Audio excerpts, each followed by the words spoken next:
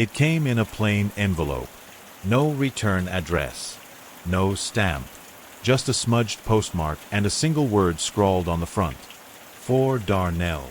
It was handed to him in the prison library, just after lunch, by a corrections officer who said it had slipped through the system.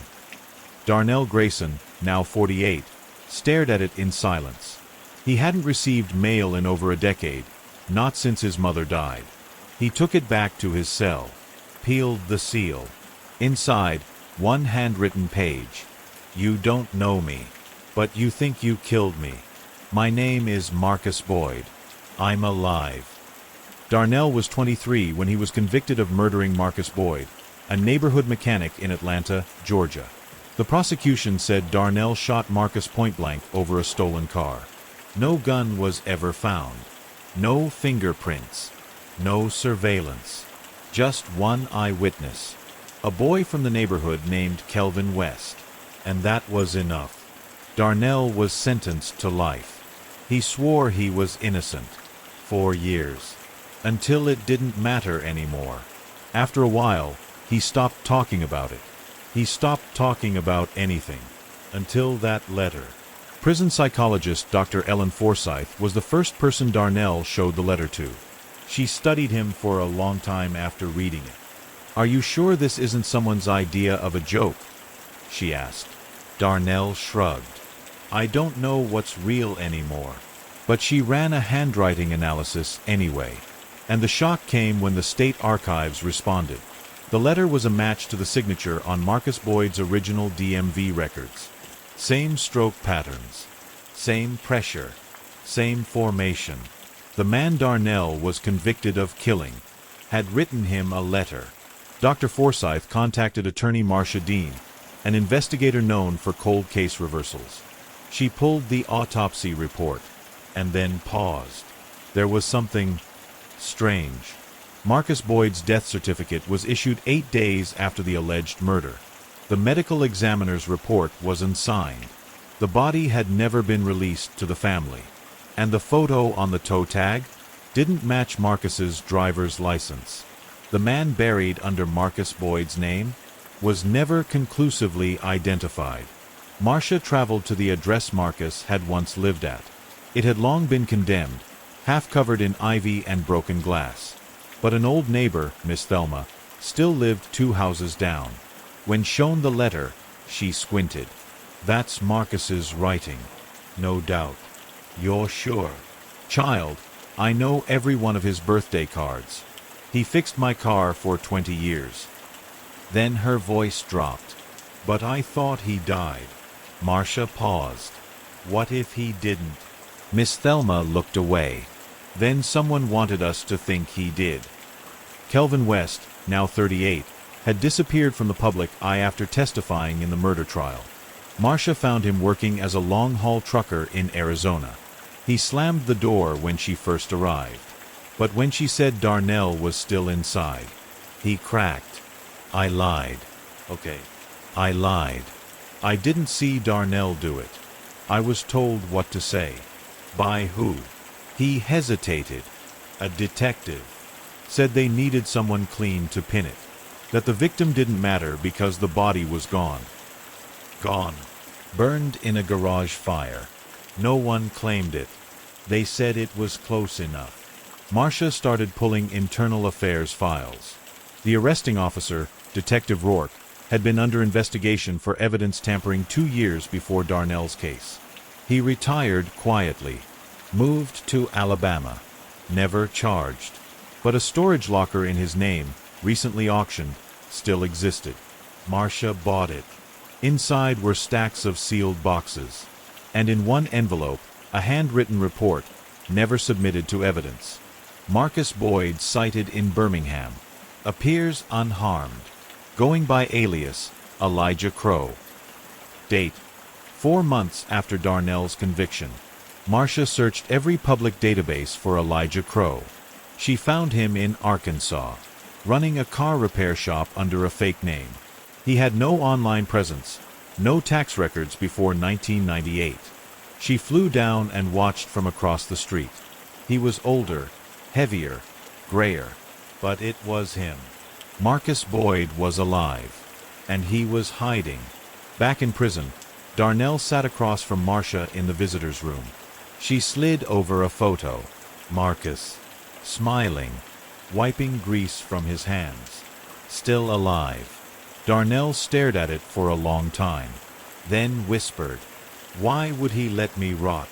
Marcia didn't answer, because she didn't know either. Justice isn't just blind. Sometimes it's willfully ignorant. Darnell Grayson didn't just lose 25 years. He lost birthdays, funerals, laughter, time. And all because someone didn't care if the victim was really dead. Because a clean conviction meant more than a true one. But sometimes the truth does come back. In a letter, in a signature, in a name that refuses to stay buried. The lesson: you can fake a death. You can forge a report. But truth writes back. Eventually. 2 days after Marcia confronts Marcus in Arkansas. He's gone. Shop empty. No trace. But a package arrives at her home. Inside, a burnt photograph of Darnell as a child, standing next to Marcus. And on the back, written in red ink, "You don't know the whole story. He's not innocent either." The photo was old, curled at the edges, slightly burned. Darnell, maybe 7 or 8, grinned up at the camera. Standing next to him, a younger Marcus Boyd, unmistakable, arm draped around his shoulder. On the back, in thick red marker, "You don't know the whole story. He's not innocent either." It arrived at Marcia Dean's law office just 1 day after Marcus vanished. There were no fingerprints, no return address, just the silent accusation. Marcia brought the photo to Darnell in prison. He stared at it, unblinking. "You remember this?" Darnell took a breath. "That's my uncle's house. But I don't remember that day." "You don't remember Marcus?" "Not like that. I always thought I met him when I was older, when I was working on cars. So why would someone send this?" Darnell looked her in the eye. "I think someone's trying to make me question my own past." Marcia dug deeper into Darnell's early life. Foster records, medical visits, social service logs. One case file from 1986 revealed Darnell had been temporarily placed in a group home at age 7 for less than 6 months. The file listed a volunteer, Marcus Boyd. Under comments, "Strong bond. Marcus requests early mentoring clearance." There was no follow-up, no formal complaint, just a quiet note. Placement ended unexpectedly. That night, in his cell, Darnell was awoken by another inmate. A lifer named Tevin Hughes, who'd been locked up since the 90s. "You Darnell Grayson?" "Yeah." "You ever hear of a guy named Marcus Crow Boyd?" Darnell froze. "He ever show you a coin trick? Like this?" Tevin pulled a silver coin from behind his fingers, a trick Darnell remembered. From childhood. "He did that for me when I was 8. He did that to a lot of kids. Only some of us lived to talk about it." Marcia teamed up with an investigative journalist named Kira Lomax. Together, they uncovered a pattern. Marcus Boyd, under various aliases, had worked in over a dozen youth programs from 1983 to 2001. Group homes, foster mentorships, church camps, juvenile diversion workshops. Everywhere he went, a similar pattern emerged. Sudden departure, no reports, no follow-ups, and at least 3 boys had been found dead within months of Marcus leaving each program. Official cause, suicide, but all had the same thing in common: no history of mental illness. In therapy, with Dr. Forsyth, Darnell started to talk. He remembered the toy car, the one Marcus gave him. He remembered the garage at night.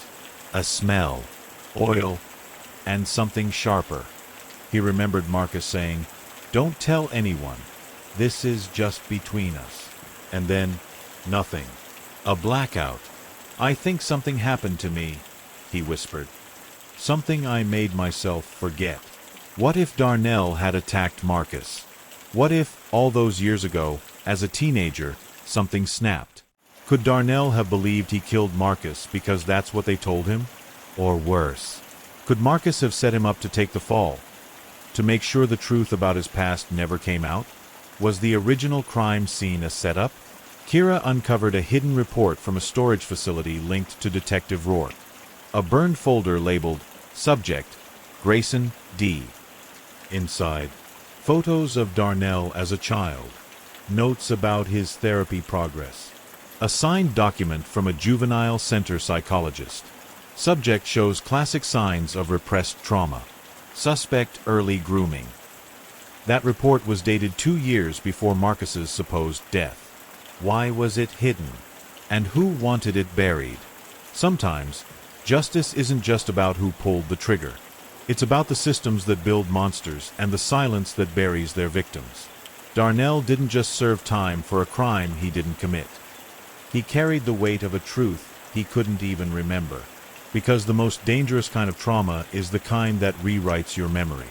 The lesson? Sometimes the only way to survive the past is to face the parts you forgot. Late one night, a flash drive is slipped under Marcia's office door. She plugs it in. One video file. It shows Marcus Boyd in a motel room facing the camera. He says, "I did things, but I'm not the only one. The people who paid me to disappear, they're still watching." A knock at his door. He looks up, terrified. If this file made it to you, I didn't make it out. Marcia replayed the video 10 times. Every detail, every breath. Marcus Boyd sat in a motel room, unshaven, sweaty, eyes darting off camera. His words chilled her to the bone. "I did things, but I'm not the only one. The people who paid me to disappear, they're still watching." A knock at his door. He flinched. If this file made it to you, I didn't make it out. Then the screen went black. The metadata showed the file was recorded 2 days earlier. No GPS, no timestamp. But one frame caught Kira's eye, a faded logo on the motel lamp. Sunvale Inn, Mississippi.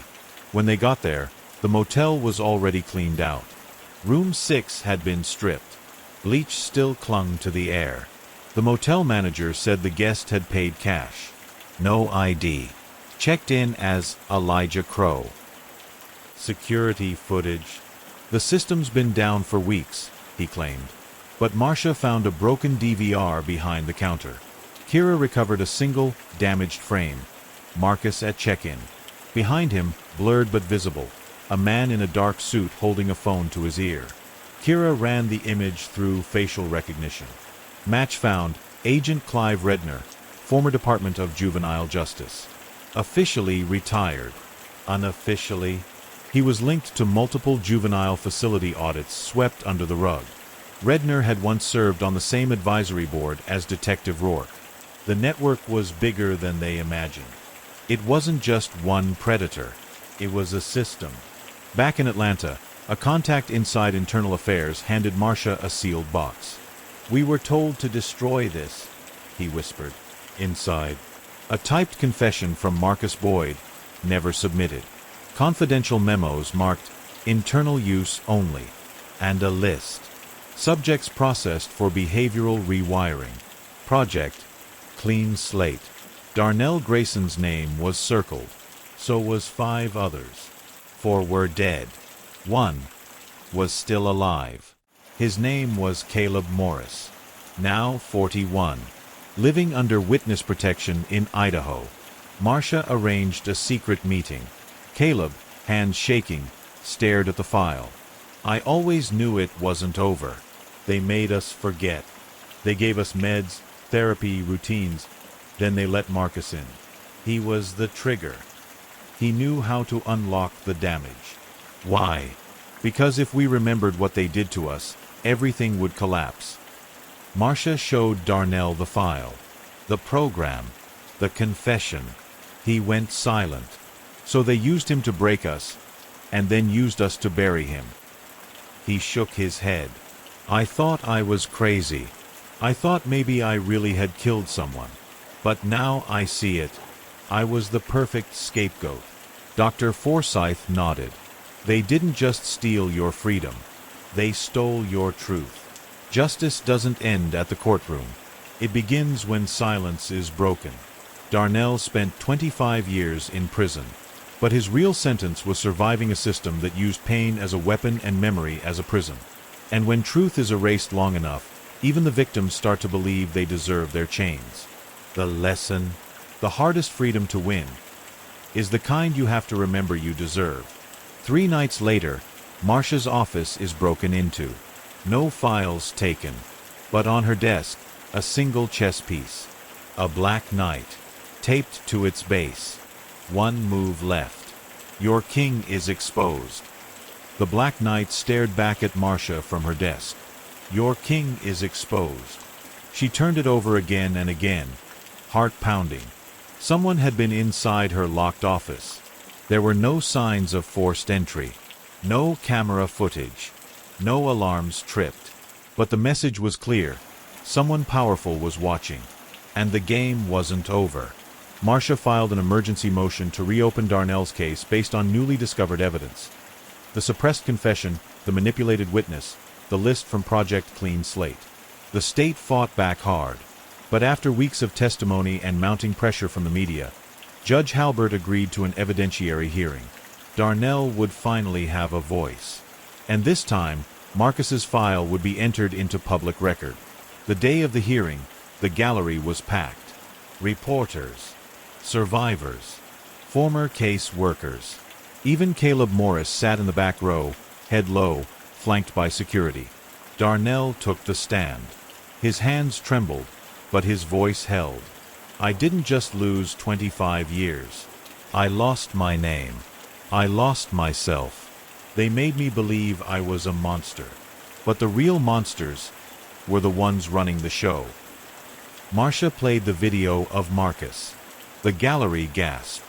And when she produced the list of victims, she paused over each name, letting the silence fill the courtroom like a funeral dirge.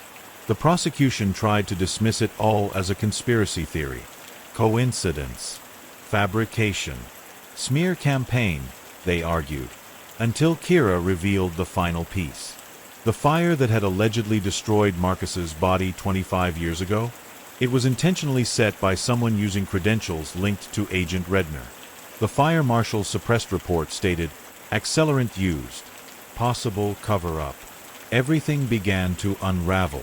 On a cold January morning, Darnell Grayson walked out of Fulton County Correctional Facility. Marcia was waiting. He turned to face the press. I don't want revenge. I want the truth. And I want every other name on that list to get justice too. 2 weeks later, another envelope arrived. Inside, a note. No return address. You did what I couldn't.